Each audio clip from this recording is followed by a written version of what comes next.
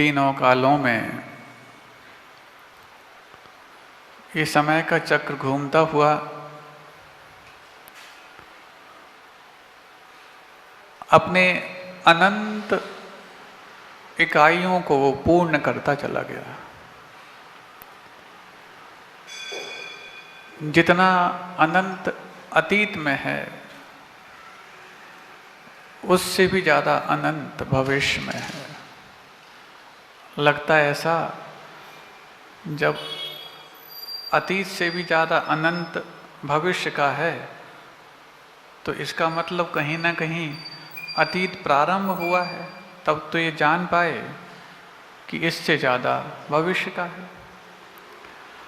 हम अनंत को भी किसी अंत के रूप में ही कल्पना कर पाते हैं। जब शब्द अनंत है, जिसका कोई अंत नहीं, उसी का नाम अनंत है, तो फिर उसके बारे में ये कल्पना कैसे हो जाती कि कहीं ना कहीं वो शुरुआत को प्राप्त हुआ। हमारा पास्ट भी उतना ही अनंत है जितना भविष्य अनंत में है, लेकिन अतीत से भी ज़्यादा भविष्य का अनंत है। जैसे ये तीसरी बात आती तो फिर वो कल्पना वैसे ही दौड़ती कि ये जब तुलना हुई है तो कहीं ना कहीं ये एक काउंट में आया होगा, तब तो जाकर के उससे ज़्यादा इसको कहा। हमारी अनंतकालीन कल्पना भी इतनी अल्प ज्ञान वाली है कि उसको हम कल्पना में भी ढंग से नहीं कर पाते। पूज्य गुरुदेव ने डूबो मत लगाओ डुबकी इस कृति के माध्यम से किसमें तुम्हें डुबकी लगाना है जिसमें आज तक तुम डूब गए थे। डूबने वाला अपनी जान को भी समाप्त कर देता, तो डुबकी लगाने वाला कुछ ऐसे रत्न नीचे से निकाल के आ जाता जो शान पर चढ़ कर के अपनी आन बताने के लिए कारण बन जाते हैं। कोई भी गोताखोर क्यों ना हो, कभी भी बाढ़ के समय गोताखोरी नहीं करता। सुनते हैं अभी यमुना में बाढ़ आ रही है, यमुना में पानी की बाढ़ आई तो ये यहाँ जो वीआईपी रोड है वहाँ पर वाहन की बाढ़ आ गई। हाँ, होता है। एक बाढ़ का प्रभाव दूसरे पार ना पड़े तो बाढ़ किस काम की। कभी पानी की बाढ़ है तो कभी प्राणी की बाढ़। लेकिन न पानी की बाढ़ से न प्राणी की बाढ़ से उद्धार होता। ये तो प्रभु और गुरु की वाणी की बाढ़ जहाँ पर आ जाए वहाँ पर अनंत संसार भी पार होने लायक बन जाता है। तो अनंत काल का ये जो चक्र है, पास्ट के रूप में भी है, फ्यूचर के रूप में भी है, तो वर्तमान जो हमारा है उस आगत के रूप में भी है। फ्यूचर यानी भविष्य, जिसको अनागत कहते हैं, यानी जो अभी आया नहीं, उसी का नाम अनागत। जो वर्तमान है उसको हम आगत बोलते हैं, यानी आया। और जो जा चुका है उसको अतीत बोलते। लेकिन वस्तुतः देखा जाए अनागत दोनों में है, अतीत में भी है और भविष्य में भी है। क्यों? जो आया नहीं उसी का नाम अनागत, जो वर्तमान नहीं उसी का नाम अनागत।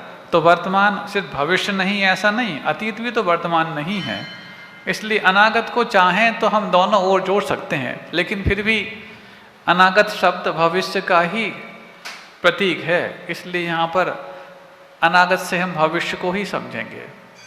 चूँकि आप लोगों की मांग पर ये डूबो मत लगाओ डुबकी इसमें भी आप लोग के कुछ क्लिष्ट शब्दों के अर्थ समझ में नहीं आने के कारण हमने सोचा कि चलो कोई बात नहीं, आप लोगों के निमित्त से हम भी थोड़ी डुबकी लगा लें इसमें।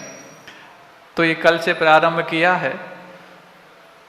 विषय वस्तु थोड़ी सी शब्दों के रूप में कठिन भली लगे, लेकिन जब उसकी अर्थ गंभीरता हमें पढ़ने लग जाती है तो लगता है हाँ, ये तो हमारे जीवन के आसपास घटी हुई घटनाएं ही हैं, जो शब्द ज्ञान नहीं होने के कारण हमें कठिन लग रही थी। और जैसे शब्द ज्ञान हो जाता है, हमें आनंद भी उतना ही देती हैं जितनी की अनुभूति के क्षण यहाँ पर पिरोए गए हैं।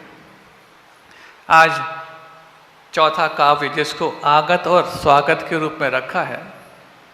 हाँ, समय समय पर शून्य में से अनागत का अपना निरा संदेश प्रचारित प्रसारित हो रहा है, गुप्त रूप है। अब देखो यहाँ पर अतीत, अनागत और वर्तमान की यहाँ पर चर्चा की जा रही, पास्ट, फ्यूचर और प्रेजेंट की। यहाँ पर शून्य को आप दो तीन शब्दों के अर्थ के रूप में समझेंगे। शून्य का अर्थ जीरो भी होता है, शून्य का अर्थ आकाश भी होता है, क्योंकि आकाश कैसा है? शून्य है। और शून्य का अर्थ यहाँ पर जो अभी आया नहीं, जिसकी कोई कल्पना नहीं की जा सकती, उसको भी शून्य कहा जा सकता। जो निकल चुका वो तो चूंकि हमें ज्ञात है, लेकिन जो अभी आया नहीं, वो जैसा शून्य के बारे में हम कुछ नहीं जानते, ऐसी अनागत के बारे में कुछ नहीं जानते, भविष्य के बारे में कुछ नहीं जानते, तो उसको भी यहाँ पर शून्य के रूप में संकेत दिया जा रहा। समय समय पर शून्य में से अनागत का अपना निरा संदेश प्रचारित प्रसारित हो रहा है। शून्य इस शब्द को सुनते ही कुछ विशेष संकेत रहस्यमयी यहाँ पर प्रचारित भी हो रहे हैं, तो दूर दूर तक एक्सपांसन यानी कि प्रसारण भी उनका हो रहा है। लेकिन समय समय पर ये जो महत्वपूर्ण शब्द है, क्योंकि यहाँ पर शून्य हम किसी वस्तु को नहीं करना चाह रहे, किसी पदार्थ को नहीं करना चाह रहे, यहाँ पर समय की व्याख्या हो रही है। इसलिए समय तीन रूपों में है, प्रेजेंट, फ्यूचर और पास्ट के रूप में। अब अनागत का अर्थ यहाँ पर फ्यूचर यानी भविष्य है। वो अपना निरा संदेश समझते हो? स्पष्ट संदेश प्रसारित कर रहा है, हालांकि वो है गुप्त रूप। भविष्य अभी 3 बार तो बोला, आगत यानी वर्तमान, अनागत यानी भविष्य, और अतीत तो आप जानते हैं इसको भूत बोलते अथवा पास्ट बोलते। ये जब 3 बार बोला था उस समय आप कहीं शून्य में थे लगता है।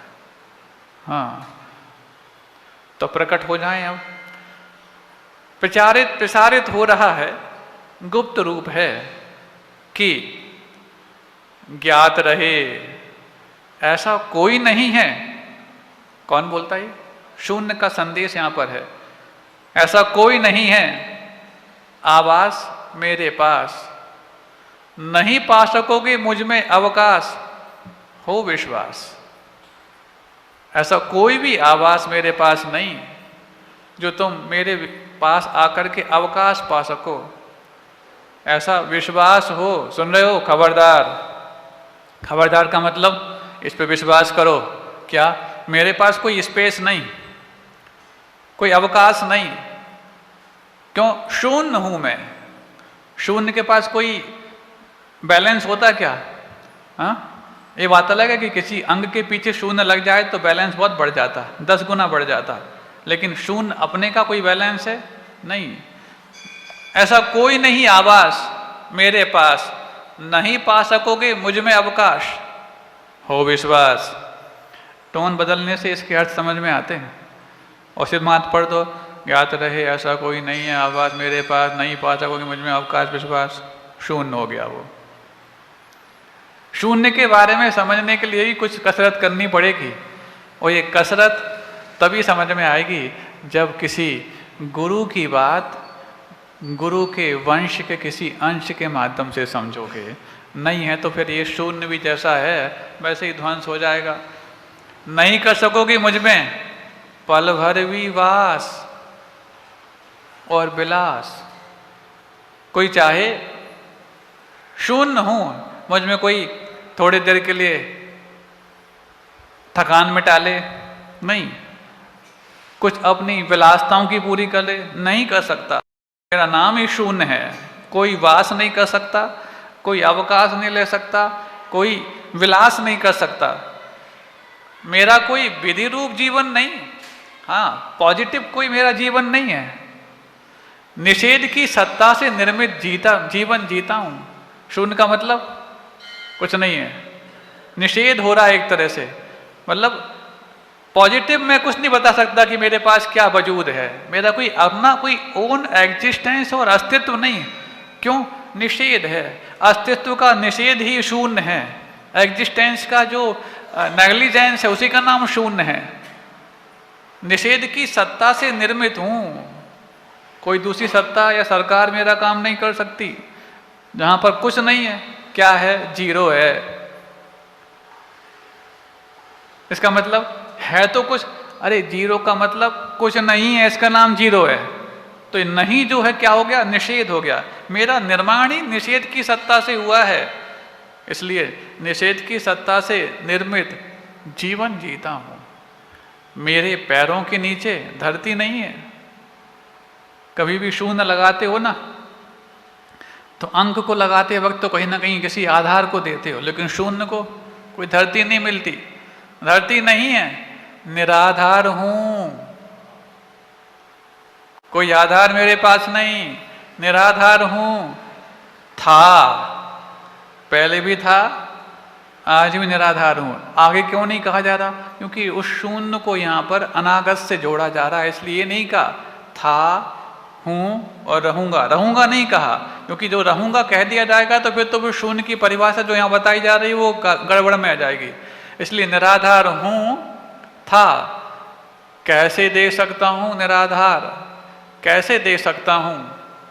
निराधार हो आधार औरों को। मैं खुद जब निराधार हूं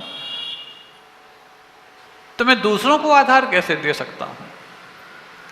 जब मैं स्वयं डिपेंडेंट भी नहीं और इंडिपेंडेंट भी नहीं, तो दूसरों को इंडिपेंडेंसी देने के लिए डिपेंडेंट कैसे बना सकता हूं? इसलिए जब मैं खुद हो निराधार, दूसरों को आधार कैसे दे सकता हूं? आज हो ही रहा। दुनिया वो सारी चीजें दूसरों को देने के लिए तैयार खड़ी पाई जाती है जिसका स्वयं के पास कोई ना वजूद है, ना एग्जिस्टेंस है, ना किसी प्रकार से अन्य कोई आधार है। कभी भी जाओ किसी से पूछो, भाई थोड़ा सा समझ में नहीं आ रहा क्या ऐसा ऐसा हो रहा है। अरे इसमें क्या है, अजाना मेरे पास, मैं ठीक समझा दूंगा। मतलब अपनी पहचान बनाने के लिए अक्सर पहचान दूसरों के लिए वो दे दी जाती है, और ये कह के दी जाती है, सुनते हो, मुझे कई लोग पहचानते हैं, लेकिन भूल जाता है जो खुद को नहीं पहचानता वो तुम्हें क्या पहचानेगा। ऐसी ही पहचान बनाने की फितरत में दुनिया आज, चूंकि आप लोग पर्युषण पर्व में जीवन विकास शिविर को समझ करके इतने विकसित हो गए कि उसके बाद थोड़ा सा रेस्ट करने की आपको फितरत आ गई। इसलिए हमने सोचा कि अब ये 1-2 दिन से ये गुरुदेव की डूबो मत लगाओ डुबकी ये प्रारंभ कर ली जाए, ताकि एक विषय सामने आ जाए, कुछ आधार सामने आ जाए। महाराज अभी भी तो बहुत आधार था, बिल्कुल आधार था, लेकिन कभी भी चातुर्मास सिर्फ पर्युषण पर्व तक ही माना जाता। उसके बाद तो लोग यहाँ से वहाँ यात्राओं में, तीर्थ में और गुरुओं के पास आना जाना करते। जितना यहाँ के लोग थे वो दूसरी जगह चले जाते, दूसरे के लोग यहाँ पे। तो ये तो पक्का है, चातुर्मास सिर्फ सही असलियत में तो 2 ही महीने का होता, उसके बाद तो 1.5 महीने मात्र यात्राएं होती हैं। लेकिन आपकी यात्राएं भले ही हों, हमारी यात्रा बाहर तो नहीं होती, भीतर की ओर होती है। इसीलिए अध्यात्म की जो भीतर की यात्रा यहाँ पर आपके सामने रखी जा रही है। मेरे पैरों के नीचे धरती नहीं है, वो शून्य कहती। मेरे पैरों के नीचे कोई धरती नहीं है, निराधार हूं, था भी। कैसे दे सकता हूं? खुद निराधार होकर के दूसरों को आधार। ददातु यत्तु यस्यास्ति सुप्रसिद्धमिदं वचा, कि व्यक्ति वही दे सकता है जो उसके पास हो। लेकिन एक चीज अवश्य है, जो इंसान के पास नहीं होकर के वो दूसरों को दे सकता। महाराज, खुद के पास ना हो और दूसरों को वो दे सकता है, ऐसी कोई चीज कैसे संभव है? जबकि नीति तो ये बोलती है ददाति यत्ति यस्यास्ति सुप्रसिद्धमिदं वचा, जिसके पास जो होता है वो ही दे सकता है। एक तो वो जो बहुत ही लौकिक है और एक वो जो बहुत ही पारलौकिक है। पहले हम पारलौकिक की चर्चा कर लें। आप सबके पास रत्नत्रय है क्या?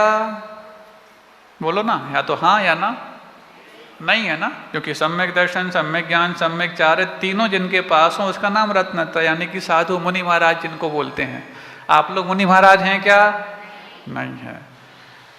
अब आपके पास रत्नत्रय नहीं, आप रत्नत्रय धारी भी नहीं, लेकिन आप रत्नत्रय का दान कर सकते, रत्नत्रय के अंशदान के रूप में। कैसे? आगम में आया, ये जो आहार दान होता है, ये आहार दान एक तरह से रत्नत्रय का अंशदान होता, क्योंकि इसी के माध्यम से तो वो रत्नत्रय धारी अपनी 24 घंटे और 365 दिन और आजीवन अपने रत्नत्रय का पालन करता। ये वो ईंधन बनता जिसमें उन तपोधन का वो धन बढ़ता चला जाता। रत्नत्रय धारी न होकर के भी श्रावक वो आहार के माध्यम से रत्नत्रय का अंशदान किया करता। एक तो हो गया वो जो पारलौकिक क्षेत्र में हो गया कि हाँ आपके पास वो नहीं है लेकिन आप वो दे देते हो, बहाना दूसरा है, लेकिन इनडायरेक्टली वो रत्नत्रय के पूर्ण दान तो नहीं, अंशदान हो जाता। और दूसरा जो आपके पास नहीं आप दे सकते हो, क्या? खुशियां। महाराज, हमारे पास खुशियां नहीं है, दूसरों को कैसे खुश कर सकते हैं? यही तो सबसे बड़ी बात है। आप खुश भले ही नहीं हो, लेकिन दूसरों के मन को प्रसन्न करने की क्षमता तुम्हारे पास है। पहली तो क्षमता आपकी मुस्कान में है और दूसरी क्षमता तुम्हारे उस बहुमान में है जो दूसरों को दोगे तो तुम उसके लिए प्रसन्न अवश्य कर जाओगे। तुम्हारे पास नहीं है ना खुशियां, कोई बात नहीं, तुम उदास हो, लेकिन उदास होना अलग बात है और उदासीन होना अलग बात है। उदासीन होना महाराज, हाँ, उदासीन होना ऐसा कि आप उदास चल रहे हो लेकिन उदासीनता दिखाना मत। दूसरों को तुम जो अपने आप में उदास नहीं है उनको बहुमान देना प्रारंभ करोगे तो उनके चेहरे पर जो मुस्कान आएगी वो वापस से तुम्हें भी मुस्कान लाने के लिए कारण बन जाएगी। बोधि समाधि परिणाम शुद्धि स्वात्मोपलब्धि शिव शौक सिद्धि चिंतामणिं चिंतित वस्तु दाने त्वां वंदे मानस्य ममास्तु देवी।